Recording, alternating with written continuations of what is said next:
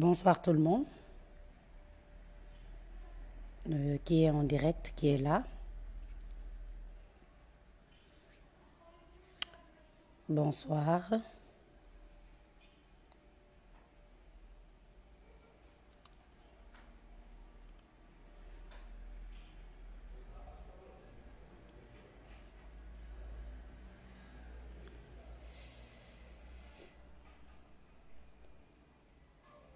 Bonsoir tout le monde. J'espère que vous allez bien. Voilà, tout d'abord, je tenais à remercier toutes les personnes qui suivent de près ou de loin l'association Les Racines de l'Espoir. Euh, cette vidéo live est très très très très importante et je tenais à vous demander s'il vous plaît de la partager. Comme vous le savez, depuis 2013, nous travaillons pour les personnes démunies, particulièrement les enfants malades et les enfants de la rue. Depuis 2013, nous avons commencé nos activités, à savoir, par exemple, dans les villages, la prise en charge des enfants malades, mais jamais avec nos propres fonds, c'est toujours avec des dons que vous nous donnez, avec le soutien des internautes et voilà, chose qui est très très importante.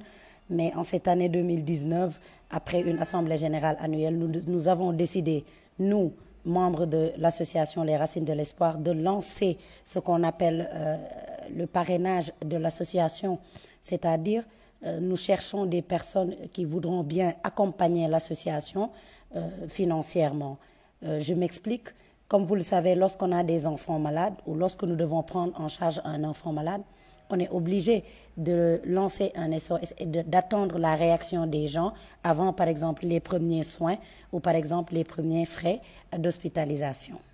Aussi, lorsque nous avons des activités à faire, il nous faudra mettre en ligne l'activité et le budget pour que vous puissiez nous soutenir. Maintenant, tout cela est bien. Mais nous avons pensé à avoir un fonds de roulement qui nous permettra au moins, lorsqu'on aura des activités, de puiser dans ces fonds-là et de pouvoir mener à bien nos activités.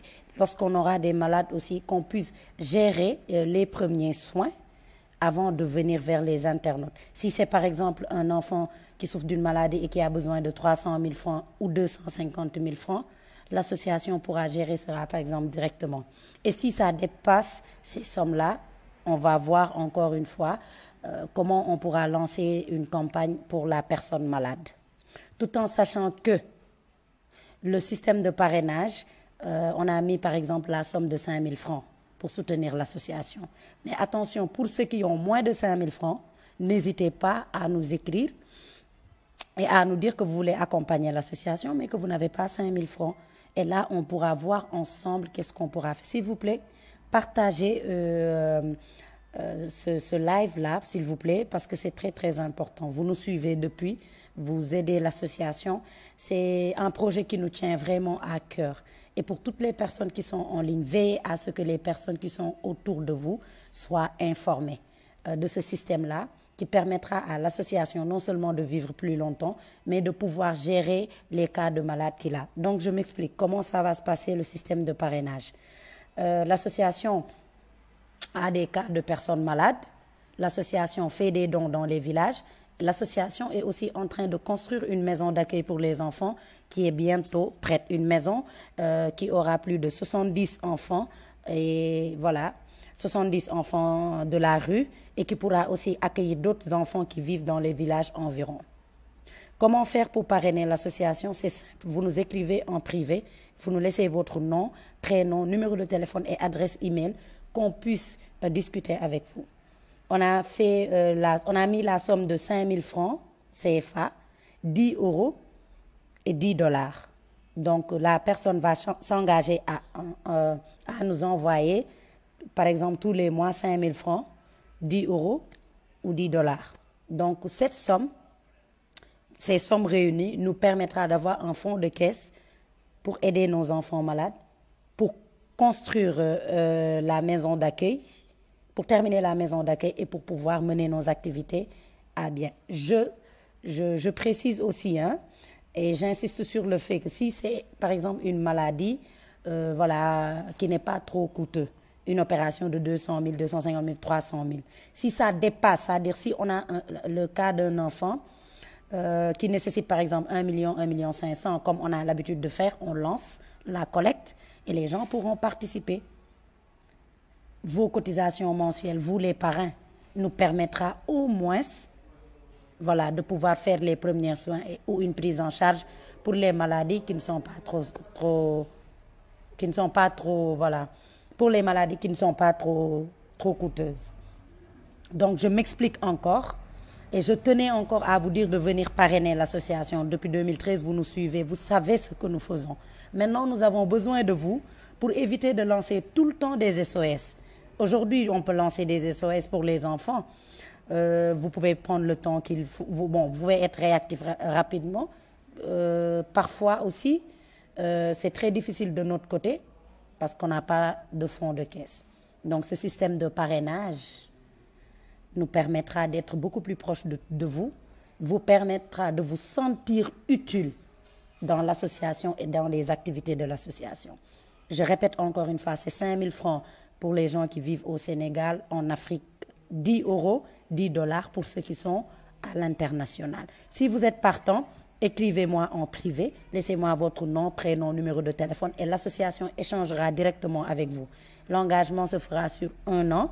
Lorsque vous voudrez continuer l'année prochaine, on continue avec vous.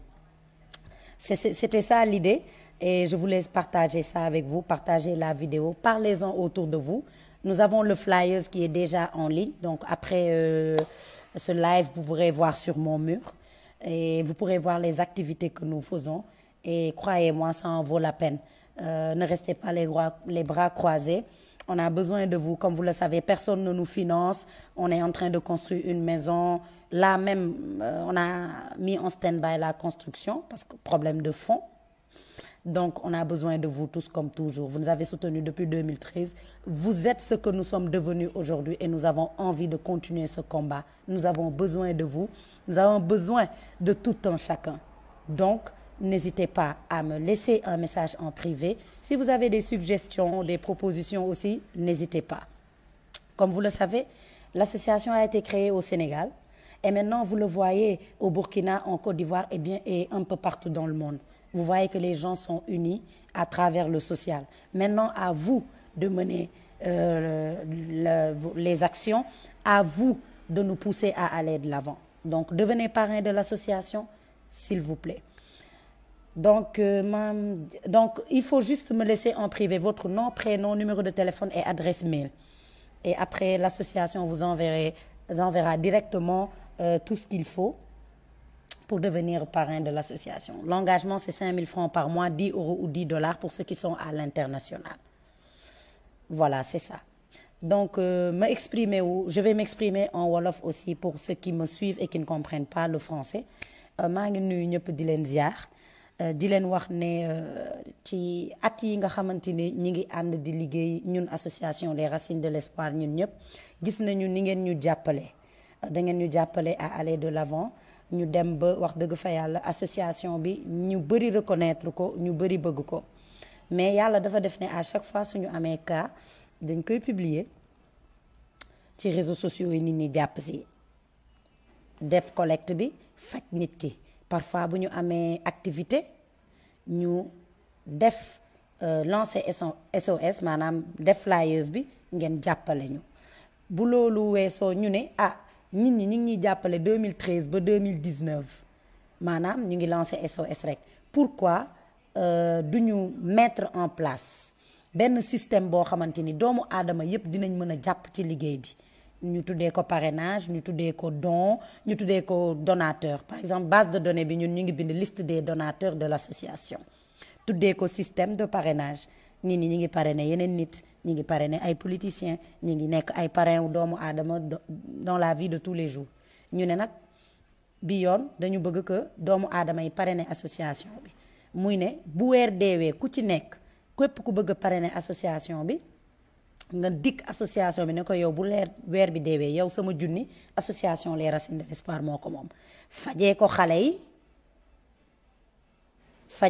yi tabaxee continuer ko kër boobu nga xam ne ñi ngi koy tabaxal xale yi nga xam ne dañoo nekk ci mbedd bi nekk ci nombre juróom-ñaar fukk ba pare mën a def seeni activité à chaque fois bu leen soobee loolu mooy li nga xamante ni moo ñu yëkkati nit ki day engagé wu ne man damay jox junni association les racines de l'espoir saa yu weer deewee junni 10 euros wala 10 dollars donc loolu mooy li nga xamante ni loolu la ñu bëgg doxal ak nit ñi.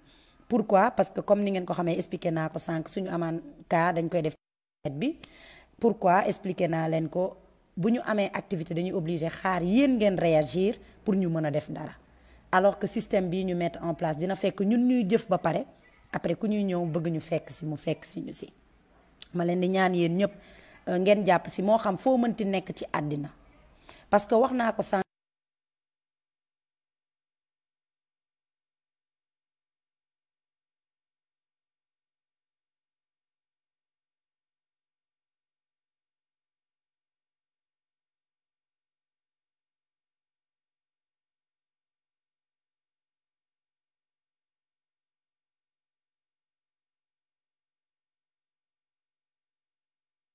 Les racines de l'espoir ñi ngi ko créer Sénégal ñu dem ba léegi nit ñi di nekk ay Burkina Faso Côte d'Ivoire ak yeneen i dëkk di jàpp ci liggéey bi moo waraloon ñu mettre en place système de parrainage bi système bi nag jàpp leen ne système la rek pour mën a def suñuy activité pour association bi mën a continuer dund pour association bi mën a continuer di dimbali ñi nga xamante ni ay néew di doole lañu te parfois duñu obligé xaar yéen ngeen réagir avant ñuy mën a mener seen action d'où le système de parrainage bi nii ni ñu teg loolu la ñu décidé en 2019 gën a élargir aussi on a créé nañu tamit benn comité boo xam ne communication kase lay def di ngeen ñu gën a gis ci réseaux sociaux yi Instagram Twitter Snapchat di ngeen ñu gis tamit ci entreprise yi incha allah dinañ gën a wàcc sur le terrain parce que ñun c'est le développement social kese moo ñu intéressé xam nañ ne